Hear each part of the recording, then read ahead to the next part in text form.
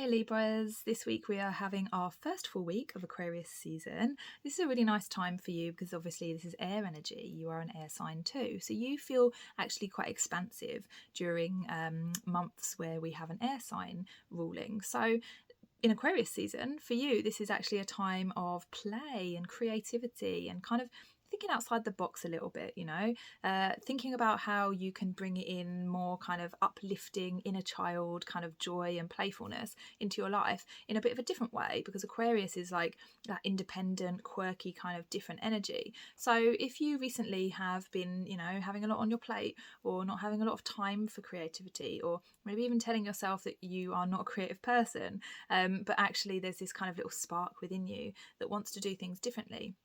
This can also be applied to relationships, maybe you've been craving a bit of romance and a little bit of light-hearted energy, a little bit of playfulness, rather than the kind of, what's got to be done and what, this kind of pressure that we put on ourselves and our relationships. So this is really a signal for you to have a little bit of light energy, bring in something that's going to lighten you up a little bit, and bring some kind of like spicy romance and play to your life, even if it's just for you and that you romance yourself.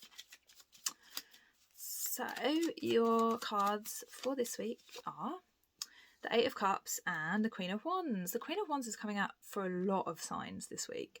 So the Queen of Wands is really about expressing ourselves authentically. Like, she is a character that really is bubbly and out there and doesn't really mind what people think of her. And because of that, everyone likes her. It really is a paradox where the less that you think about what other people think, the more they tend to like you. So if you can be a little bit more authentic in your expression this week, kind of get into like your kind of your heart and your soul and your fire, be like, what actually makes me feel good, and then leave behind anything that doesn't. So the Eight of Cups here represents time that we need to leave something behind, whether that is a situation or a person or an experience, a job, whatever it is. Can also be like a mindset or a habit that we need to leave behind. And then we need to go and look for that ninth cup, which is the cup of pleasure, the cup of emotional fulfillment. And the only way you're going to be able to do that is if you actually allow yourself to feel what that is.